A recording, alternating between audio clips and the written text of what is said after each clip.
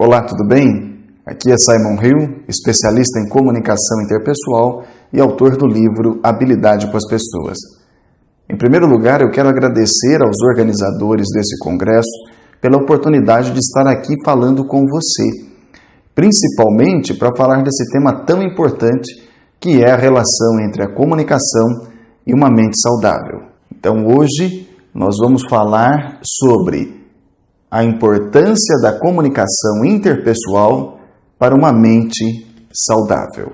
Eu quero conversar com você sobre o meu interesse. Como é que o meu interesse por esse assunto surgiu? Eu acho que é importante dizer isso, porque pode ser que nesse momento você esteja se perguntando assim: mas por que um especialista em comunicação interpessoal está falando sobre mente saudável? Então, acho que é justo eu explicar para você por que eu estou aqui falando sobre esse tema. O meu interesse por esse assunto surgiu quando eu comecei a pesquisar a relação entre a comunicação ruim e os problemas de saúde. Eu não sei se você sabe, mas a comunicação ruim, ela tem nas coronárias o mesmo impacto que o fumo, a pressão alta, a falta de atividade física, os lipídios no sangue ou até mesmo obesidade. Pessoas que se comunicam mal têm 3 vezes mais chance de morte prematura do que aquelas que se comunicam bem. Pessoas que se comunicam mal contraem resfriados, gripes fortes 4 vezes mais do que os bons comunicadores. E pessoas que têm uma comunicação ruim estão suscetíveis a desenvolver tipos variados de câncer 5 vezes mais do que aquelas que se comunicam bem. Então, os problemas de comunicação não são uma coisa assim da sua cabeça. São problemas reais com impactos na saúde física. Quando o sujeito morre, o legista consegue, ao fazer a autópsia, dizer se esse sujeito morreu de cirrose, de câncer no pulmão ou de infarto. Mas ele não é capaz de dizer o que fez o sujeito beber o primeiro gole, fumar o primeiro cigarro ou ficar estressado pela primeira vez. Em geral, na base desses problemas está um problema de comunicação.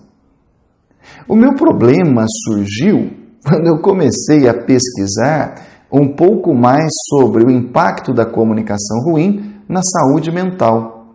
Porque na saúde física eu encontrei rapidamente a resposta. Mas no que diz respeito à saúde mental, aí eu tive um desafio um pouco maior. Por quê? Porque é impossível se falar de saúde da mente sem falar do seu oposto. Faz sentido? Falar de mente saudável pressupõe a existência de uma mente doente. Mas, diferentemente dos problemas de saúde físicos, quando se trata de problemas na mente, é difícil de definir. Deixa eu te dar um exemplo. Se você está com baixas plaquetas no sangue, você faz um exame de sangue e qualquer clínico geral no mundo consegue chegar ao mesmo diagnóstico e prescrever um mesmo tratamento. Mas no que diz respeito aos problemas da mente, de uma mente saudável ou doente, não se pode dizer isso. Como é que você define uma doença da mente? Não tem jeito. O psiquiatra X pode olhar e falar, não, Simon tem toque. Mas o psiquiatra Y pode ter uma outra percepção.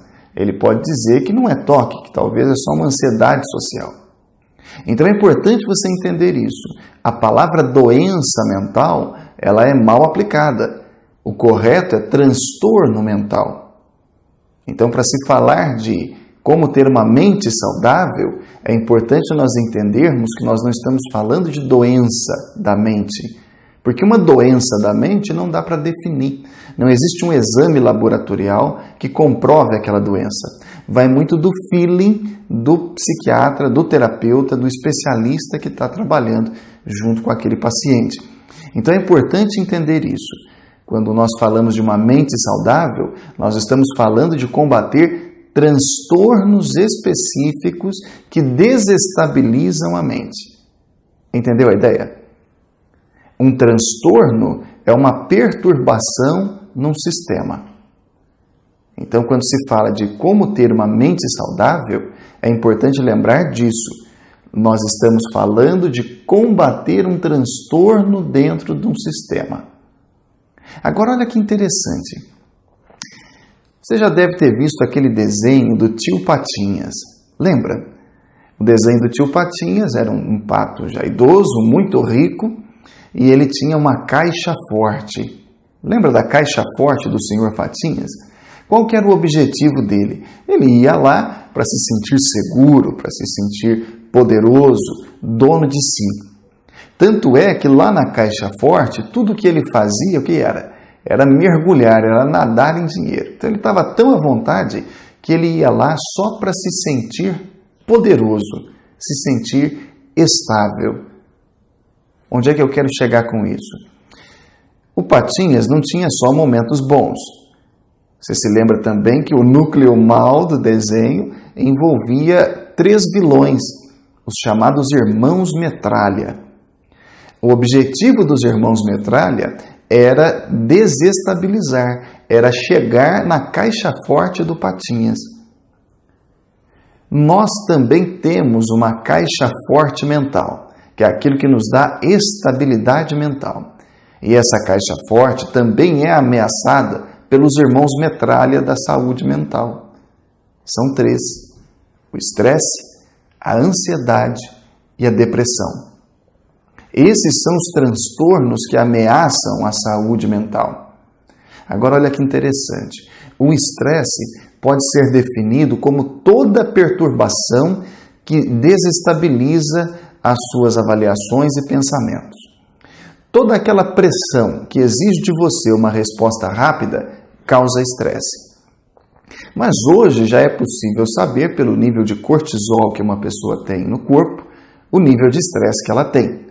O estresse ele depleta a energia mental e a causa dele é variada. Pode ser uma pressão no trabalho, pode ser uma dificuldade financeira, pode ser a perda de um ente querido, pode ser talvez uma mudança repentina na sua situação. Tudo isso causa estresse. E quem não está estressado hoje em dia? O segundo vilão é o transtorno de ansiedade, que são de 6 tipos. Você tem aquele transtorno ligado ao pânico. O pânico é uma sensação de medo que toma a pessoa, em geral por 10, 15 minutos, e a pessoa tem náuseas, tem vômito, tem batedeira, tem aquela sensação de que ela não vai conseguir sobreviver por aquele período. É um terror exagerado e, em geral, sem um motivo aparente. Terror exagerado já parece uma redundância, né? Mas o detalhe do sentimento de pânico é que a pessoa é tomada por um pavor e aparentemente não tem porquê. É importante também diferenciar o pânico da agorafobia.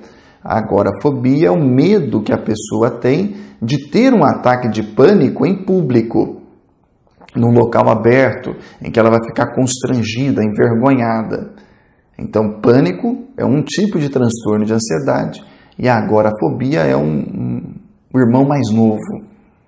O segundo tipo de transtorno de ansiedade é o TOC, transtorno obsessivo-compulsivo. A pessoa tem pensamentos e ideias que ela não gosta, que ela não quer alimentar, mas não consegue expulsá-los da mente. Então ela começa a fazer uma série de rituais, comportamentos ritualísticos, que acabam fazendo com que ela desenvolva aí um transtorno. Ela volta várias vezes para ver se trancou a casa, mesmo depois de ter saído, volta para ver se o ferro de passar saiu da tomada, se fechou ali o gás. Então a pessoa tem essa preocupação exagerada e ela não consegue combater isso. Ok? Entendeu o ponto? Primeiro transtorno do pânico, que é diferente de agorafobia, é outra coisa. E também a questão do TOC. Existe aí um terceiro tipo de ansiedade, que é o estresse pós-traumático. Esse tipo de ansiedade acontece após a pessoa ter sido exposta a um evento traumático em que ela sentiu que ela, as pessoas ao redor ou um ente querido poderia ter se machucado ou até mesmo morrido naquele evento.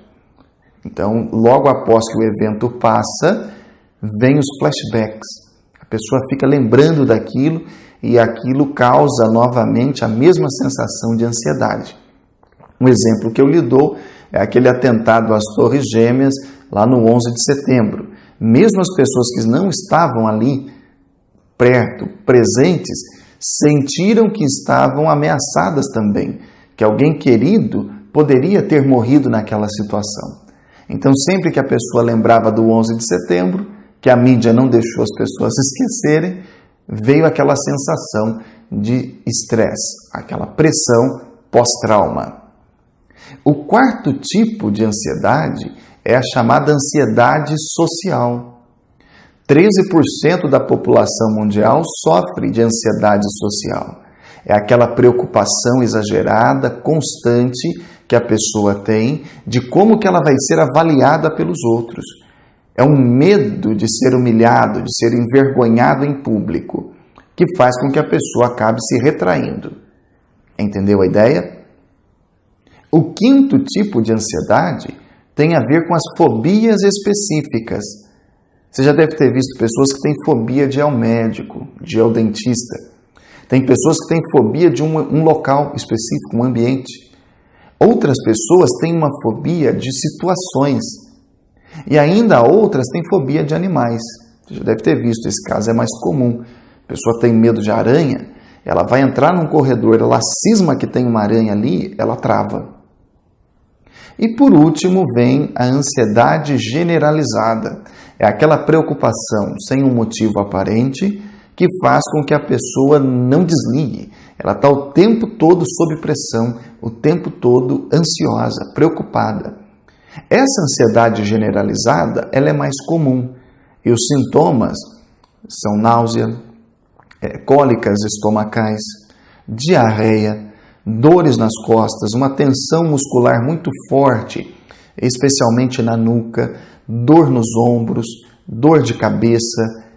E essa ansiedade generalizada, ela muda de assunto. Então, às vezes, o sujeito está ansioso, preocupado no trabalho, chega em casa e ele começa a ficar preocupado em casa. E essa ansiedade vai se multiplicando. Eu falei para você dos irmãos metralha. O primeiro deles é o estresse, o segundo deles, transtorno de ansiedade. O terceiro irmão metralha, para fechar esse trio de vilões, é a depressão. Os transtornos depressivos, eles têm duas formas específicas. O mais comum é o transtorno depressivo, é o mais comum porque é o mais falado na mídia, e o seu irmão mais novo é o transtorno bipolar. Nós vamos falar um pouquinho da depressão. A depressão, em geral, ela acontece quando o estado emocional de um indivíduo sofre tanta pressão que ele acaba ficando depletado.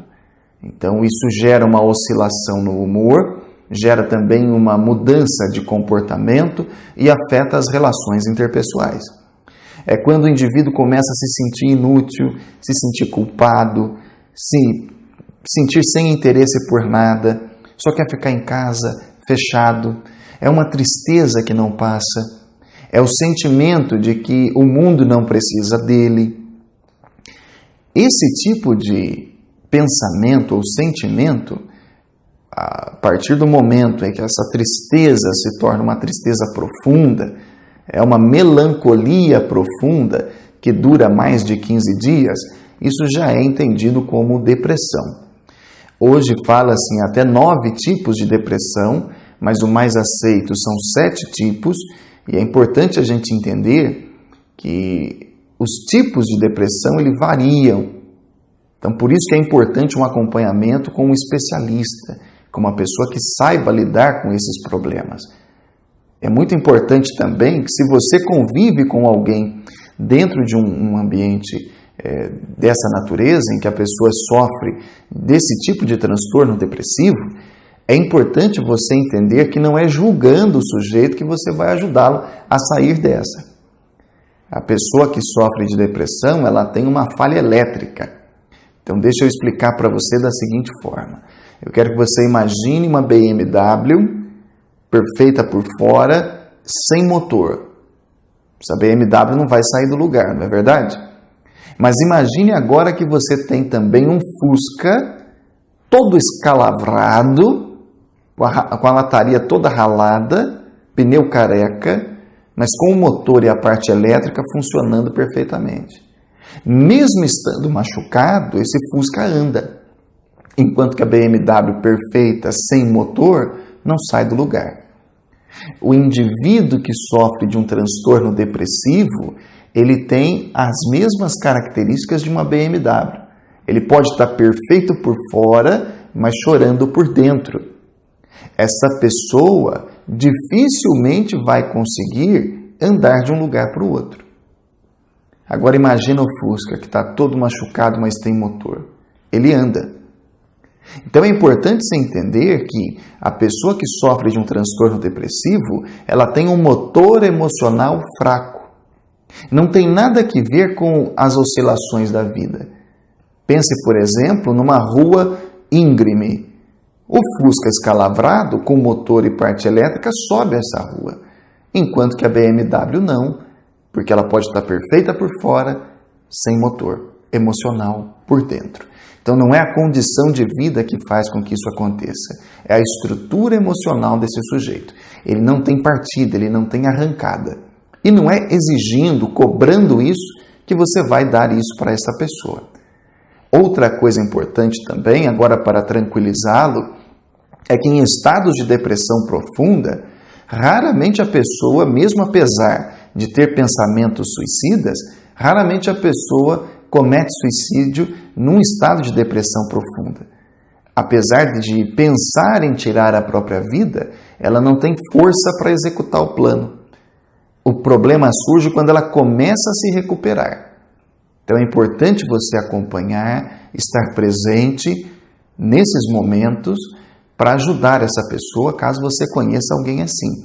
E sempre procurar um especialista que possa ajudar essa pessoa a sair desta condição. Entendeu a ideia? Bom, então já falei para você do estresse, falei da ansiedade e falei da depressão.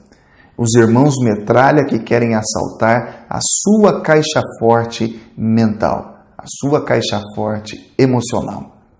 Agora, se você me permite, eu quero falar um pouquinho do estado de saúde. Por quê? Porque eu só falei do outro lado da moeda. Eu falei sobre a doença. Agora eu quero falar um pouquinho do estado de saúde, conhecido como saúde mental. Como que você definiria saúde mental? O que é ter uma mente saudável para você? O Dr. Clare Graves foi um psicólogo e professor do Union College em Nova York. Ele fez essa mesma pergunta: o que é um adulto psicologicamente saudável? Essa pergunta surgiu porque ao final de cada semestre, os alunos chegavam para ele e diziam assim: Dr. Graves, nós entendemos o que o senhor professor falou para nós, porque o senhor explicou para nós o seguinte: tem a teoria de Freud, de Maslow, de Jung, de Rogers, mas qual é a teoria certa? Em qual que a gente deve se apegar? E ele percebeu que ele não tinha resposta para dar. Então ele passou 30 anos, até por volta de sua morte, em 86, tentando responder essa pergunta: o que é um adulto psicologicamente saudável? Então ele emitia um questionário, um formulário de pesquisa para todos os seus alunos. Ele contou com mais de 50 mil respostas ao longo desses 30 anos, e as respostas, em geral, oscilavam entre 2 pontos. Ele chegou à seguinte conclusão: um adulto psicologicamente saudável é aquele que tem disposição para sacrificar a si mesmo pelo bem-estar geral e também tem a capacidade de autoexpressão diante dos outros. Vou repetir: um adulto psicologicamente saudável, uma mente saudável, é aquela que permite ao sujeito sacrificar-se pelo bem geral e, em determinados momentos, autoexpressar-se, ou se expressar no meio dos outros. Agora você entende por que determinado autor brasileiro publicou um livro falando sobre a saúde mental ou a mente de Jesus Cristo. Porque o exemplo de Jesus Cristo nos mostra o que é isso. Um indivíduo que tem autossacrifício pelo bem geral e que também é capaz de se expressar diante dos outros. Olha que definição interessante. Dr. Graves percebeu que existia também uma ramificação aí. O autossacrifício, ele contava com a recompensa tardia ou imediata. Isso é claro que tinha que ver com a noção de autoridade. É um tema que nós não vamos entrar aqui hoje. Quero que você guarde só isso, tá? Autossacrifício tem aí recompensa tardia ou imediata. E a questão da autoexpressão pode ser com prejuízo para os demais ou sem prejuízo a ninguém. Por que eu estou falando isso para você? Eu gostaria que você entendesse a partir de agora a resposta do nosso tema.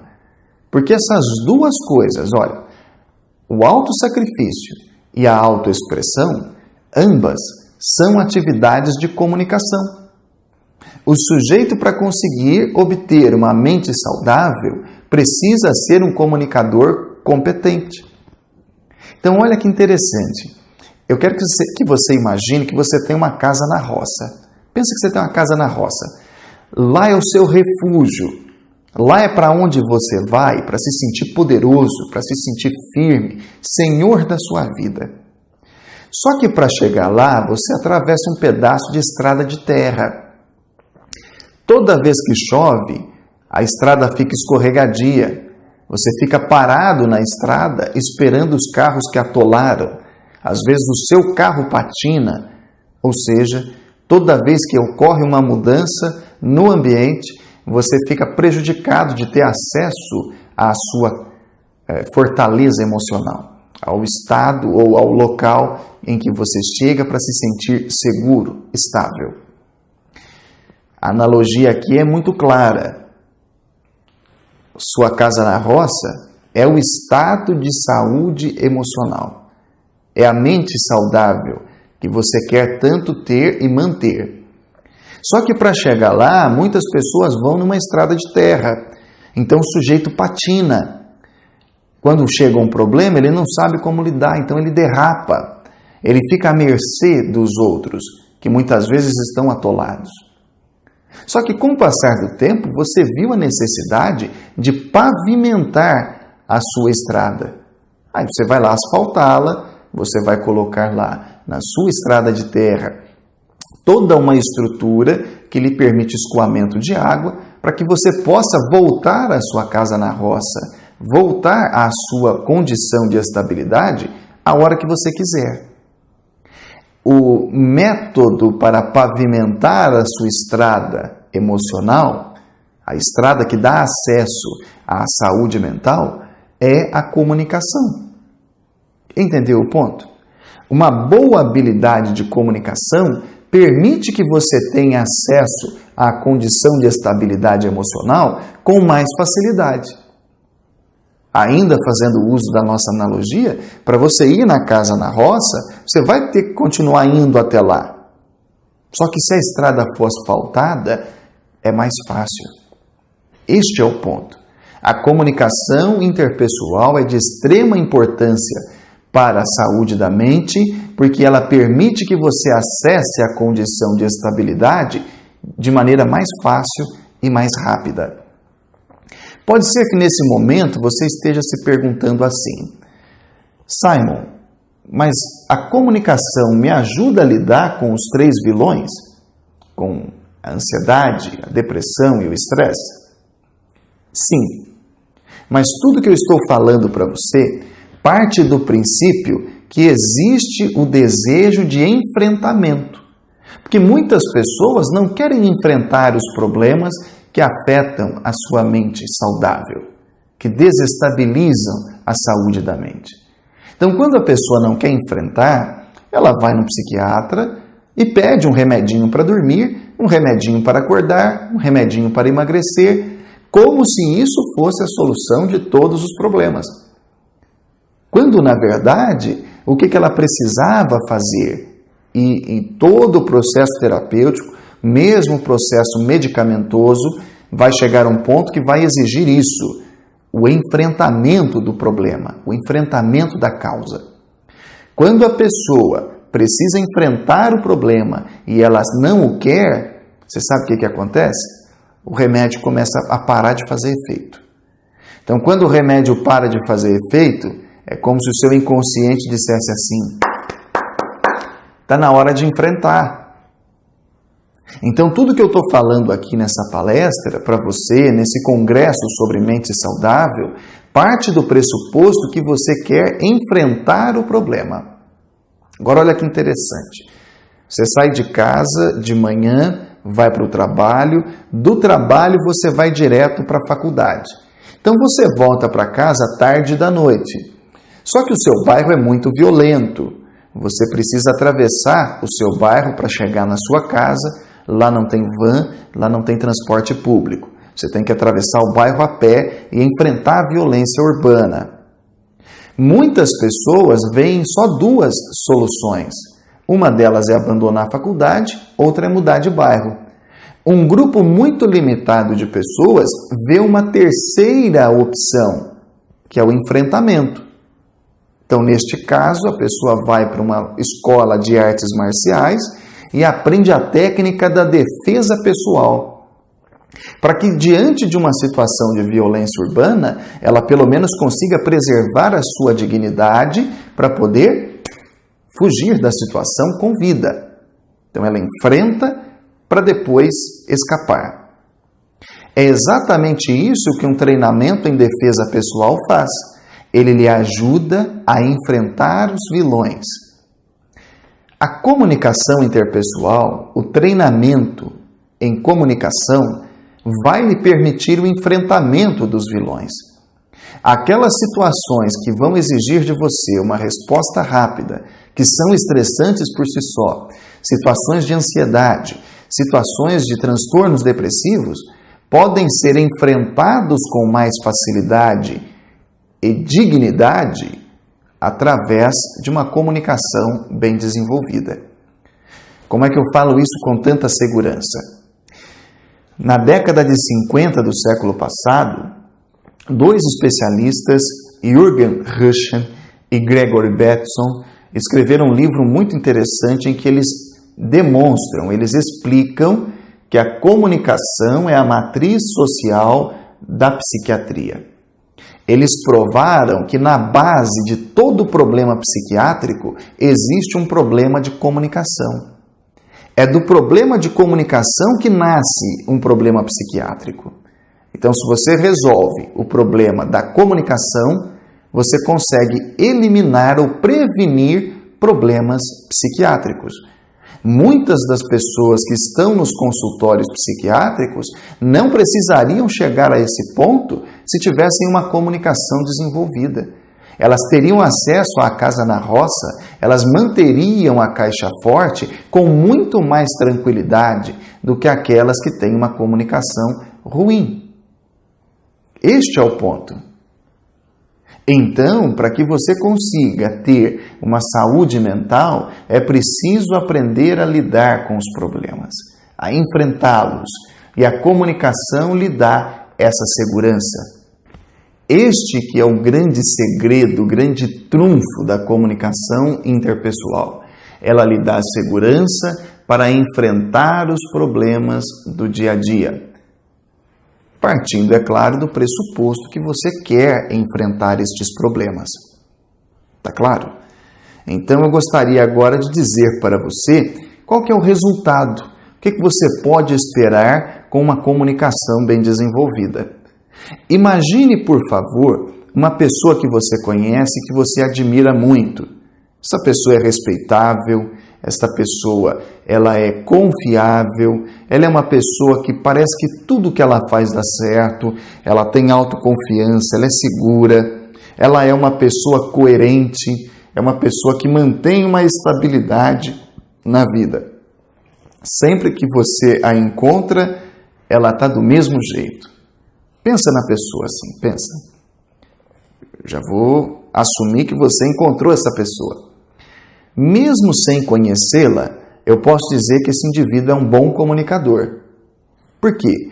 Porque é este o resultado de uma comunicação eficaz. A comunicação permite que o sujeito alcance esse patamar de estabilidade mental. É claro, nós estamos falando que pessoas que têm uma comunicação desenvolvida têm mais facilidade de manter este equilíbrio da mente. Não quer dizer que essa pessoa não tem problemas. Ela vai passar por momentos de estresse, de ansiedade, até por momentos de depressão, mas ela vai sair dessa condição mais rápido e vai acessar a caixa forte emocional com mais facilidade. Então é importante você entender isso. Hoje eu falei para você que a comunicação interpessoal é a chave para lidar com problemas que afetam a saúde da mente. E olha que bonito, tudo isso que eu falei para você vai lhe ajudar a ter autoexpressão e saber a hora de se sacrificar em prol do bem-estar dos outros. Essa oscilação entre o eu e o nós é que faz de alguém uma pessoa mentalmente saudável. A pergunta, que é o tema desta palestra, qual é a relação ou qual a importância da comunicação interpessoal para uma mente saudável, pode ser respondida então, e concluindo o nosso trabalho aqui hoje, da seguinte forma: a comunicação lhe permite prevenir os ataques dos 3 vilões: estresse, ansiedade e depressão, à saúde mental. A comunicação permite que você se expresse no meio em que você vive e preserve a boa convivência. E a comunicação lhe dá ferramentas para o enfrentamento das situações difíceis. Como consequência, você se torna um indivíduo mais seguro, mais estável, e o transtorno, que é aquela oscilação no sistema, vai ser restabilizado, vai ser contornado, contido com mais facilidade. Eu quero terminar contando para você uma pequena história. Certa vez, numa noite fria de inverno, havia um gavião sentado num galho e do lado dele tinha uma pomba. O gavião puxou o assunto e disse assim: Dona Pomba, a senhora sabe quanto pesa um floco de neve? A pomba não queria conversa, disse assim: pesa quase nada. E aí o gavião continuou conversando. Olha que interessante, numa noite como essa, no inverno passado, eu estava sem ter com quem conversar e eu sentei num galho e comecei a contar quantos flocos de neve caíam no galho em que eu estava. Quando chegou a 3.987 flocos de neve, o galho que eu estava se quebrou, ficou pesado demais. Imediatamente após o gavião dizer isso, caiu um floco de neve e quebrou aquele galho que eles estavam. O gavião, por ter um pouco mais de experiência no assunto, bateu asas e voou. Só que a pomba, que não tinha experiência, foi pega de surpresa. E ela teve que se ajustar de alguma forma para não cair. Ela tomou um susto. Por que eu estou terminando a minha participação nesse congresso sobre mente saudável com essa história? Quem sabe esse nosso bate-papo aqui não é o floco de neve que faltava cair para quebrar o seu galho e fazer você se mexer, enfrentar os problemas com o uso da comunicação. Eu desejo de coração que o sol ilumine o seu caminho, que o vento toque suavemente seu rosto e até que a gente se encontre de novo, que Deus o proteja na palma de suas mãos. Aqui é Simon Hill, especialista em comunicação interpessoal e autor do livro Habilidade com as Pessoas. Um forte abraço. Tchau.